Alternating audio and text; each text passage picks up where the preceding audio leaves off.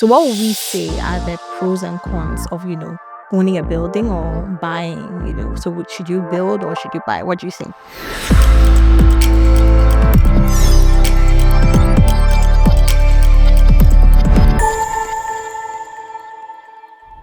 Hi, my name is Amanda and welcome to another edition of Advantage Conversations. And I have in the studio today Ediakwa, Ohinua, and Eno. So Eddie, tell us a bit about yourself and what you do. Wonderful. So, as rightly said, Ediakwa is the name. I am CEO of Ediakwa Properties, which is a real estate brokerage and advisory firm, which I started 4 years ago. I've been in this market for 8 years, in our real estate market. And what I've been doing over the last 8 years is residential property sales, long-term rentals, short-term rentals, commercial property leasing and advisory. We do market research, we do a bit of construction and also property management. And then we do a very interesting part of our business, which is diaspora property consulting, because we found out that there's a gap and there's an opportunity with connecting the diaspora to investing in Ghana. So we try to bridge that gap, and we have collaborations in the UK, US, Canada, amongst others. So that's what I've been doing over the last 8 years and counting. On the other side, I'm also a full-time event MC, and I like to talk to get paid. So I do a lot of weddings, corporate events, and social events. And I've been doing that for 6 years with over 600 events hosted to date. Awesome. Wow. It's nice to have you in the studio. So we have Ohinua. Ohinua is our head of customer experience at Enterprise Insurance. And then Eno is also in charge of corporate business. Is that it? Yeah. So today's edition, we're talking about build or buy and want to guide our audience to understand how owning a home in Ghana feels like, right? So we're just going to be looking at some of the topics around this industry and see how we can help people clear, the myths and stuff that are on their mind. So what would we say are the pros and cons of, owning a building or buying, So should you build or should you buy? What do you think, Edu? Great. Now, before I get to the pros and cons, I'd like to let everyone watching this understand the fact that there's no one set answer to this question. Awesome. But when you understand the pros and cons of both scenarios, then you can make an informed decision. Now, when it comes to building a property or building a home in Ghana, I think a lot of Ghanaians find that more fulfilling. They like the process of, in quotes, matomasase. I'm going to build my house. And then one of the reasons why people like to build a lot is that it allows them to customize and build what they really like, as opposed to buying where it's already done and you can't really make changes, or you have limits with the structure that's already been built. Yeah. So people like to take their time, buy the land, and then, not have any pressure of finishing the house in 6 months or 1 year. So there's that flexibility for people because, everybody and how they earn. Okay, so people like to take their time and build. Maybe he makes some money, he builds up to lintel level, he stops, he makes another, payment, and then he starts to do, finishing. Then at some point he hands over and then he moves in. So building allows people the flexibility. It allows people to also not have to rush it. But then the challenge with building is that what I've seen over the last 8 years is that a lot of people also start projects. Life happens on the journey and then they can't complete. So that's one. The second thing is that construction cost seems to always go up in this country. I've never heard the price of cement come down. Yes, the dollar went down. We're excited. It went down. It was like online. It was the cement shop and then it went Exactly. back. So construction cost always goes up. So if you also spread your timelines for construction over 2 years, 4 years, by the time you are done, what you've budgeted for and where you are, you normally go through the roof. Yeah. Now, another reason why people don't like to build these days is that some people may need a property a bit quicker. Yeah. I'm looking for a property to move in 2 months. Now, you can't build a house in 2 months. So people may not have that time to wait. Now, in our market today, it's a buyer's market. So if you are looking for a property to buy, then the advantage is that you have more room to negotiate because then you have the cash. The buyers are, owners or landlords are desperate. The market is tough. Economy has been, a bit dwindling over the past few years and it's now recovering. So if you are looking to buy, then you have the advantage of negotiating to suit your.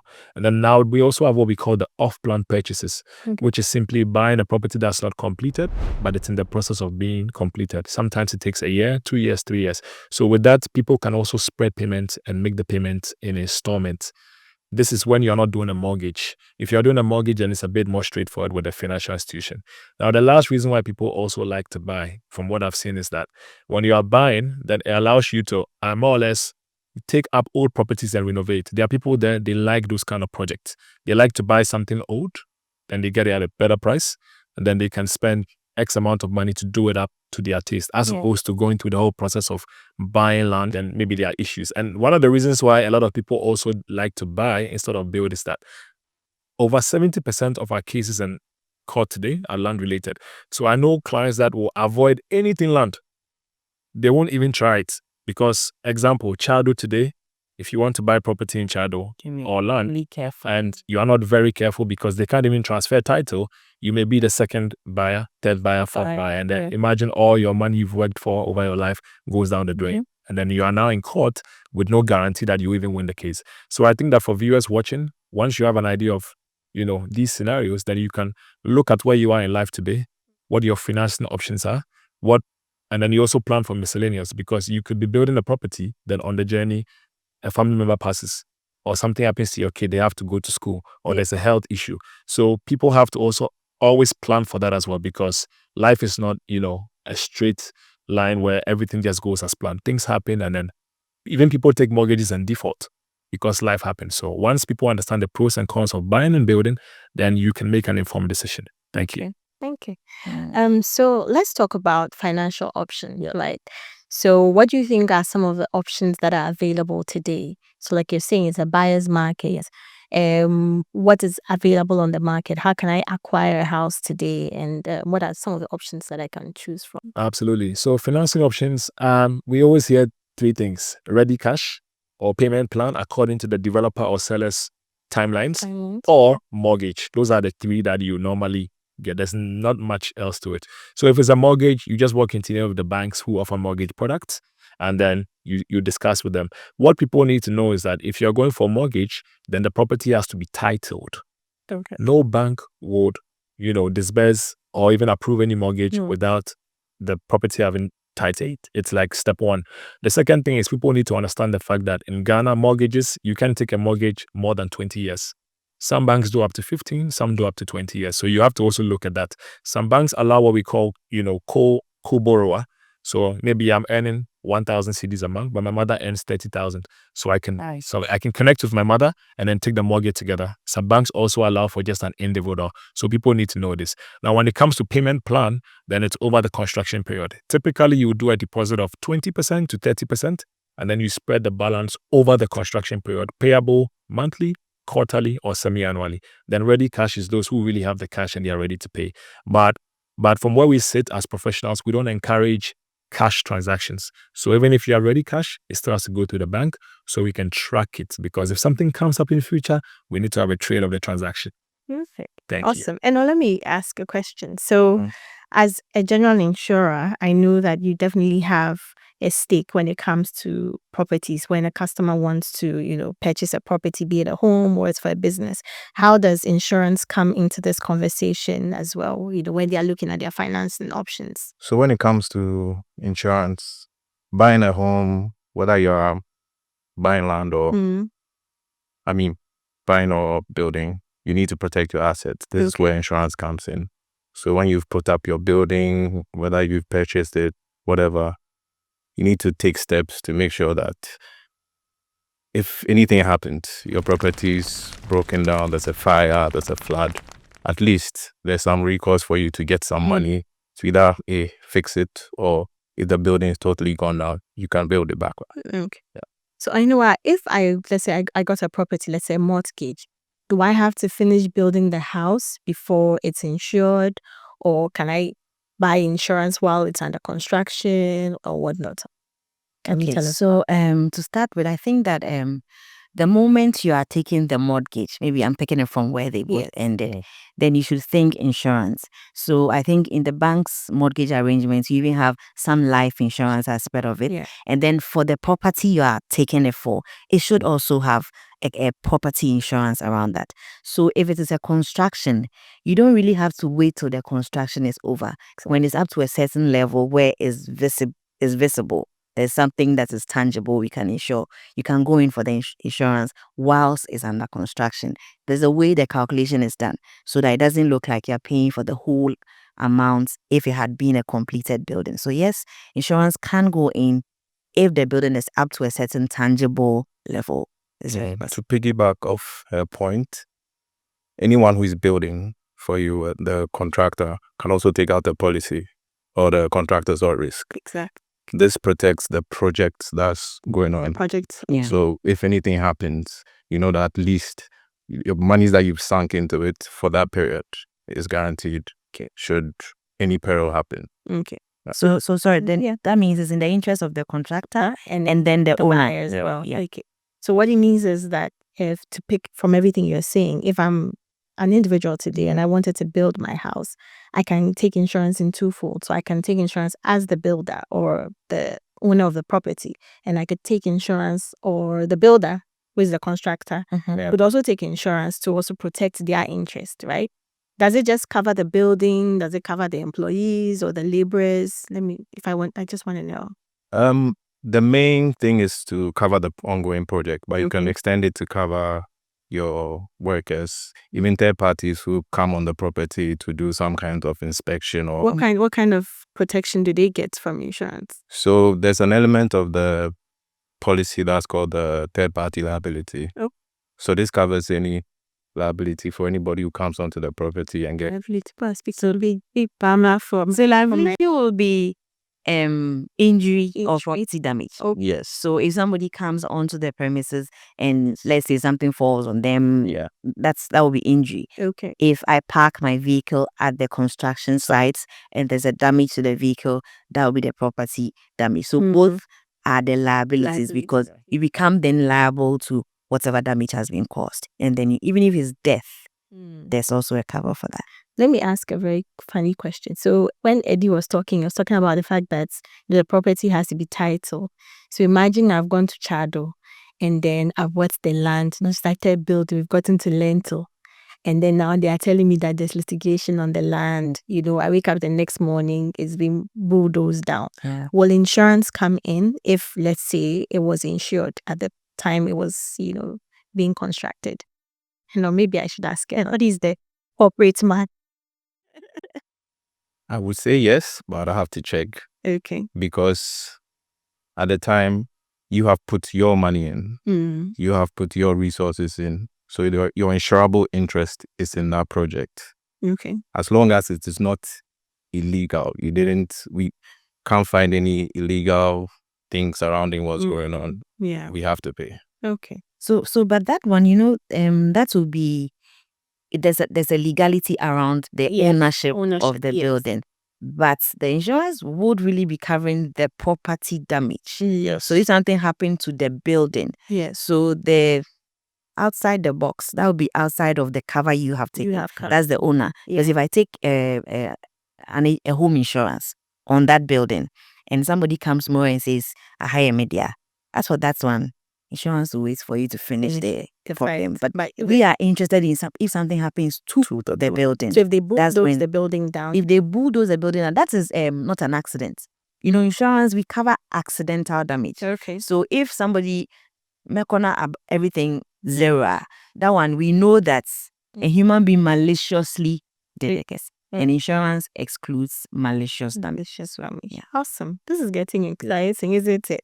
So let's talk about the home insurance. Now, some of us, we are renting. We haven't gotten to the point where, we'll get a house from Eddie, buyer's market. We've been questioning their coming soon. So what about people who are renting? Is there anything in this space for them for insurance? Maybe let me ask Henua. Yeah, there is. Insurance is looking at your interests and most of the time your financial interests with property insurance. So we are not only interested in homeowners. Okay. So long as you occupy a building and you own some personal items, so even your clothing, your beautiful hair, your shoes, your books, anything that you own as in your space, occupying the space, you're able to insure it. So we have what we call the content insurance for those who don't own the building. And everyone can take that because everyone owns a piece of item. So for that one, so there's a way we go about the premium calculation for you. So yes, if you don't own the building, you can't do insurance. So let me share a case study because I got robbed But thankfully, I got robbed a month after I had taken my insurance policy last year. Even though I got robbed, I woke up still smiling. Yeah, knowing that insurance will take care of me. And I mean, believe it or not, an armed robber got into my property and stole some valuables, but did not make it past the wall with everything he was trying to steal. But the only thing that got lost was my PlayStation 5. And it was carefully. That's very So the valuable. thing about insurance is that people need to also take time and state everything they own. Yes. Because if you skip certain items that, come to you as important, and then something happens to them, well, if it's not there and it's not calculated for, then it becomes tough. But this was stated clearly. So insurance came through and my PS5 got stolen. And in just a few weeks, I got reimbursed and I was able to buy another one. So it's important for people to ensure, whether you own or not, it's good to ensure your content because you never know what could happen. Please, was it Enterprise that paid that claim for you? Okay, so he mentioned something. I think we have to maybe throw some light on it. He mentioned that if it is stated, Yes. you need to list your content. It's very, very important because you can give us a value. Most people will say, oh, listening now. But the reason why we want you to list is because when there's a loss, you are the one who bought this table. Yeah. Probably you bought it from a vintage shop. So you bought it at an X amount. I as an insurer will say this table cannot cost that much. Exactly. But if you had pre-informed us that this table costs X amount, then there's no doubt as to what to pay for the lost table. So you can give us a huge value, but it's very good to itemize the valuable ones in your content. So that what happens if you don't itemize them, we have something we call the limits of a limit. Let me not go a single article limit, where we say that for those that are not specifically listed, we will pay, let's say, 5,000 cedis. So if the item is more than that, then it means you're lost. So since we are talking about listing, let me ask you, so what are the things that we consider when we are pricing insurance for a customer? When it comes to the structure, the mistake people usually make is to add the value of the land to whatever structure you put up. Your land is not going to go anywhere. Can burn, get flooded, it's still going to be there. So it usually inflates the cost of insurance. So you just have to separate those costs, give us the value of the structure, then we use that to calculate. I think the rate is about 0.2, which is very reasonable. Like everybody should have a home insurance cost. It's that cheap. Yeah. And that's valuable. Yes. Even more than you value your vehicle. Because you wake up one day and it's all gone. So from everything I'm hearing from you guys, we're talking about the structure. So the building is important. Building, fixtures and fittings. Fixtures and fittings. So how would you explain it? So what's fixtures and fittings? Okay, so fixtures and the building will normally come, let's say, brick and mortar. The container. Yes, the container. Yes. But there are some other aspects of the building that are permanent fits. So let's say the kitchen, cabinets, the WC, AC, door frames, and those are add-ons. And they are not, you could have just the container, the building. But if you fit these ones, and then they become your fixtures and fittings. And now because of luxury homes, like Eddie says, I have smart homes now. He didn't say he's to common floor members home. He said serious prime. So because of that, certain fixtures and fittings are no longer standards. So it's very important that you like separate them. Itemize. Yes, when you are doing the insurance, so that we know that as for you, your liver blades are X amount. So it means if I'm coming to you guys for insurance, it means that one, I have to tell you what's the cost of the building. That's the building. The cost of, fixtures and fittings, like you were saying, cost of my own personal items. Yes. Which I should clearly list. If your single article limit will you're not everything that's like, let's say your blender costs 200 cedis. I don't think you want to add that. So it may be some items above a certain threshold. What you deem valuable. Okay. So all these things will come together as a total amount, and then you apply a certain rate, and then it makes it quite affordable. David. Let's talk about affordability since we've talked about that. Can I take a home insurance and then is it monthly? Do I have to pay it monthly? Is it yearly? Is it quarterly? How do you handle that if I want to buy insurance? Fortunately or unfortunately, I would say fortunately for us, the insurer, you have to pay upfront. But there are some instances where we can arrange for payment. Okay. So that would be like a short period cover. Cover. The normal one is the annual one. But if you think you can't do that, we are able to do a short period insurance for you at a cost. So our customers, we are advising you buy an annual insurance cover because the short ones are more expensive, relatively. More expensive. Yeah. Yeah. Okay. So what are some of these risks? We've talked about risk. I think I heard Eddie talk about, being robbed. But aside that, what else does home insurance protect us against? What are the risks that we are mitigating? Okay, so the home insurance, it's not an open-ended policy. So it's actually a named peril policy, meaning everything is named. Everything that's to be covered is named. So you have fire, flood, burglary. Okay. You have burst pipe, believe it or not. Burst pipe. Okay.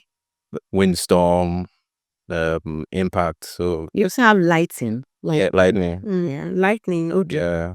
Okay. Things dropping from the sky. God forbid an airplane engine drops. You are covered. Okay. So let me ask one funny question, but I think it's important. So we may have people who are watching us that may not have homes of their own. Maybe your typical Makola market woman who may have some space in Makola. Can that person take, let's say, a content insurance or even a home insurance? Is it possible for someone like that? Okay, so for the Makola person, it depends on what she wants to cover. If she's covering her personal effects, that will be under the contents insurance. We also have what we call stock insurance, or what we will say assets or risk, which is covering your assets. That is going commercial. So this is not personal again. So if at the market space, we do have insurance policies that will cover her stock.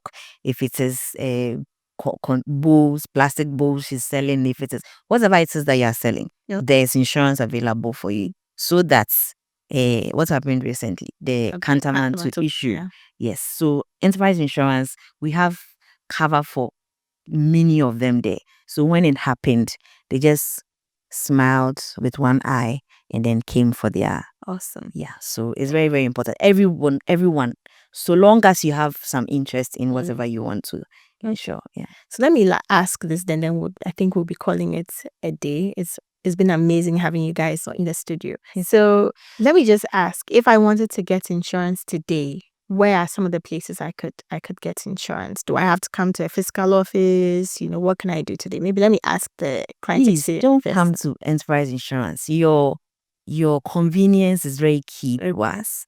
If you want us to even come to your place, we will. But we are moving away from even disturbing you, walking up back and coming to disturb you in your home. So you can buy insurance digitally. Okay. You can buy it on your phone. Okay. You just we have an Advantage app. Okay. Where you can buy every policy you want to buy. Okay. Even if you are already an insurance, you have insurance with us already, you can renew on the platform. You can do, yes. But apart from that, if you are Mebahache and you don't want to do it digitally, we have several offices all over Accra. We have agency outlets. When you see enterprise insurance anywhere, you can walk in and transact. We also have brokers. So we deal with brokers as well. So for those who want to do their insurance through the brokerages, they can do so. It's also allowed. Awesome. We are open to all. So Henny, what are your final words? Should we build? Should we buy? What do you think? Personally, from where I sit, I'm not very excited about building because of what I've seen over the last 8 years. Too many experiences that did not end well. So I always say that if you do have the money and you need it quicker, then if you can, just buy and have peace of mind, because building normally comes with trying to acquire land. And the land issues in Accra, you and I know, the litigation it just keeps getting out of hand. So our advice, if you can afford, you can buy. But for the younger ones coming up, you may not have the money to buy it. So normally your first home is not your dream home. All right. So if your first home, you can take your time and build something. And then when life gets better, the finances become stronger, then you can finally buy your dream home. Okay. Thank you. And any final words to our home wanting to own customers? All I'll say is everybody should take insurance seriously. Mm. It's a financial commitment. You Okay. need to protect that. So whatever little money you have, you should always budget a little for insurance, and we are here to protect you. Awesome. Wahinua, any final words?